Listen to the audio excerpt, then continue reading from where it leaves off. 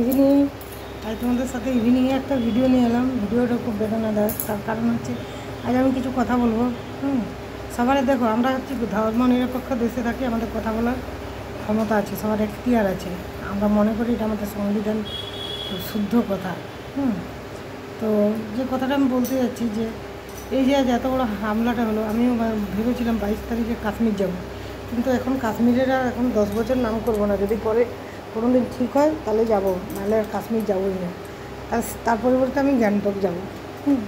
যে খুব একটা জায়গায় ছেলেকে বেড়াতে নিয়ে যেতে হবে, বারবার বলছে বরফ দেখতে যাব, কিন্তু কাশ্মীরের সিমলাতে তুমি যতটা বরফ পাবে ততটা বরফ তুমি গ্যাংটকের ইয়েতে উঠলেও অতটা নাথুলা পাশে ওই ছাঙ্গুতে আছে কি না এখন আমি বলতে পারবো না। আমি এই টাইমেই গেছিলাম একবার গ্যাংটক, কিন্তু আমরা তখন বরফ পাইনি ছাঙ্গুতে। তো যাই হোক, কাশ্মীর সিমলাতে যেমন অ্যাভেলেবেল বরফ, সিমলা আমি গেছি, খুব ভালো লেগেছে, আবার যাব। কিন্তু কাশ্মীর যাওয়াটা একটু ভয়েরই বটে। তো এই যে মানে একটা রাজনীতি চলছে এটা নিয়ে, এটা কিন্তু আখড়াটা অনেক বড় জায়গায় পৌঁছচ্ছে। দেখো, জঙ্গি যারা হয় না, তারা কিন্তু কিচ্ছু বোঝে না, তারা একটা লাইন নিয়ে চলে। আর আমাদের এখানে সৈন্যরা দেশকে রক্ষা করে, তাদেরকে রক্ষা করার কর্তব্য কিন্তু আমাদের রাজার, কিন্তু আমাদের রাজারা এখন সঠিক সব কিছু পালন করছে না।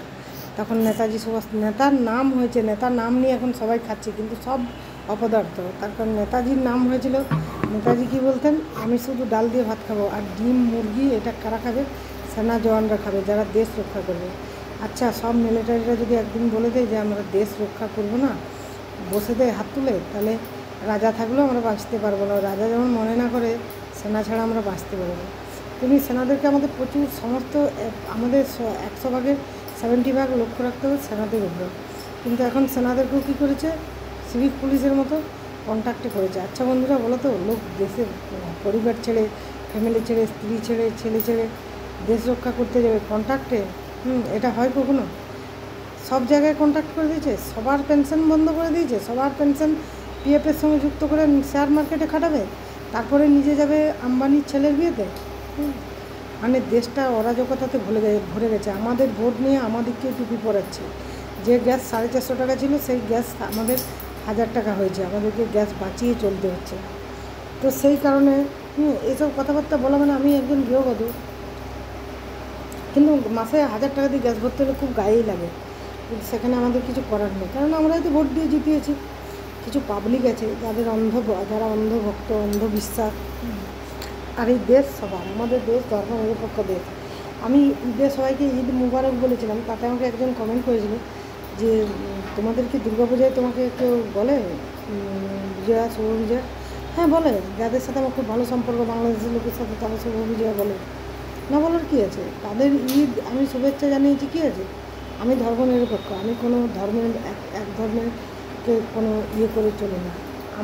আমার কাছে মানুষ যে ভালো, সে আমার কাছে ভালো। তাতে হিন্দু কোনো নেই, কোনো মুসলমানও নেই। সব হিন্দুই কি ভালো আর সব মুসলমানই কি খারাপ? তা না, সব জিনিসেরই খারাপ ভালো আছে। শরীরের কি সব দিন আমাদের সমান চলে? সেরকম সব জিনিসের খারাপ ভালো আছে। তার জন্য একটা জাতিকে নিয়ে এরকম করাটা উচিত নয়। তো যাই হোক বন্ধুরা, আমি হয়তো অনেক কিছু কথা ভুল বলে ফেলেছি, সেটার জন্য তোমাদের কাছে ক্ষমা চাইছি। তো সব কিছু মিলিয়ে আমি বলতে চাই সবাই মানুষ, কারণ এই ধর্ম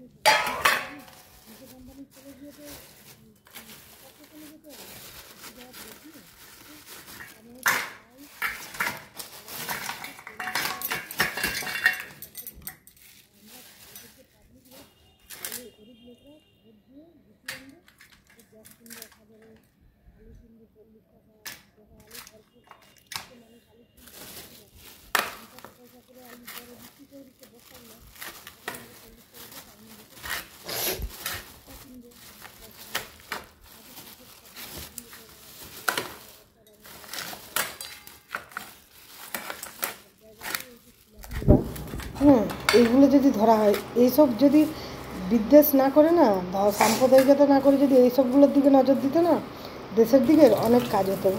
তো যাই হোক বন্ধুরা, অনেক কথাই বলে ফেললাম। আজ একটু খাসি মাংস রান্না করেছি, অনেক দিনে খাসি মাংস একটু জমেছিল ফ্রিজে, আর লবস্টার এনেছি, কালকে রান্না করবো ওটা।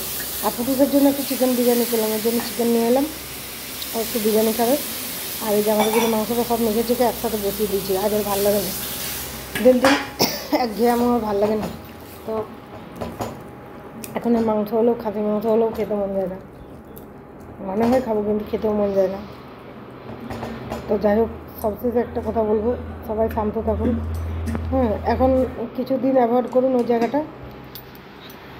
আর এই যে রান্না হয়ে গেছে ভাত, তোমার সাথে শেয়ার করছি। আর এটা হচ্ছে করলা আর আলু দিয়ে সর্ষে বাটা দিয়ে চচ্চড়ি, আর এটা হচ্ছে মাংসটা, আর এটা হচ্ছে স্যালাড, দুটো জিনিস বাবার জন্য একটু আছে। আর কাঁচকলা আলুর পোস্তটা কালকে করেছিলাম, নিরামিষ শনিবার ছিল, তো সেই পোস্তটা একটু বেঁচে গেছে, ওটা আমি খাবো। আর এই যে পুরুষের জন্য বিরিয়ানি আর মাংসের ঝোলও চাই। তো চলো, সব কিছু মিলিয়ে টাটা।